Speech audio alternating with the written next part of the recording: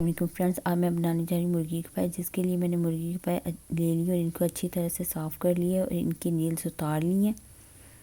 हरा धनिया लिए, प्याज लिए, अदरक, लहसुन, हरी मिर्च, हरी प्याज का छिलका, सूखा धनिया, नमक लिए। सबसे पहले मैं इस मसाले को एक कोने में डाल के अच्छी तरह से कूट लूँगी। साथ ही मैं सूखा धनिया और नमक ऐड करूँगी और इनको अच्छी तरह से कूट लूँगी। और कूटने के बाद इसका कुछ मसाला बना लूँगी।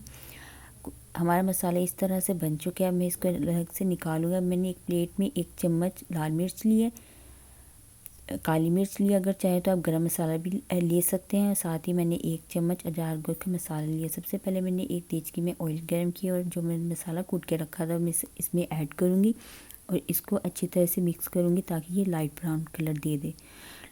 लाइट ब्राउन करने के बाद अब मैं ये चॉप की हुई प्याज ली थी वो इसमें ऐड करूँगी और इनको भी लाइट ब्राउन करनी है। मैंने प्याज कुछ इस तरह से चॉप कर लिए थे, इसमें ऐड कर लिए, इनको लाइट ब्राउन करूँगी। लाइट ब्राउन हो चुकी हैं। अब मैं इसमें 1 चम्मच अचार गुड़ का जो मसाला मैंने लिया था वो ऐड करूँगी और साथ ही मैं 1 चम्मच काली मिर्च ऐड करूँगी और इनको अच्छी तरह से मिक्स करूँगी।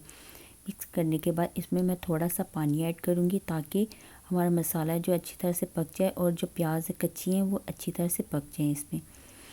अब मैं इसमें अपने पाए जो है मुर्गी के वो ऐड किए और इनको अच्छी तरह से मिक्स कर दिया। अभी मैंने इसमें पानी ऐड बिल्कुल भी नहीं किया और ना ही मैंने लाल मिर्च। अब मैं ये वाला पानी लिया। ये पानी कौन सा, जब हम आटा गूंथते हैं तो गूंथने के दौरान हमारा पानी बच जाता है, वो मैंने वेस्ट नहीं किया।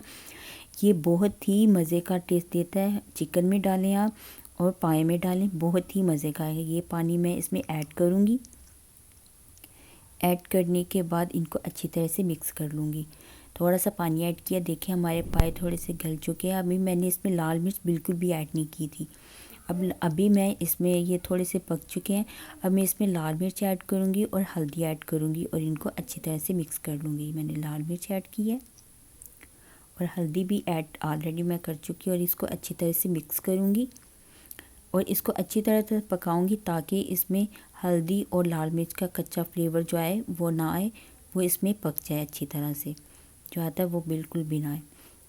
इस तरह से पक जाने के बाद अब जो मैंने बाकी का पानी अपना रखा था वो उसको मैं अच्छी तरह से मिक्स करूँगी और इस पानी को मैं इसमें अपने मसाले पायों में डाल दूँगी और इसकी ग्रेवी बनानी। जितनी आप ग्रेवी रखना चाहते हैं उस हिसाब से आप पानी ऐड करें।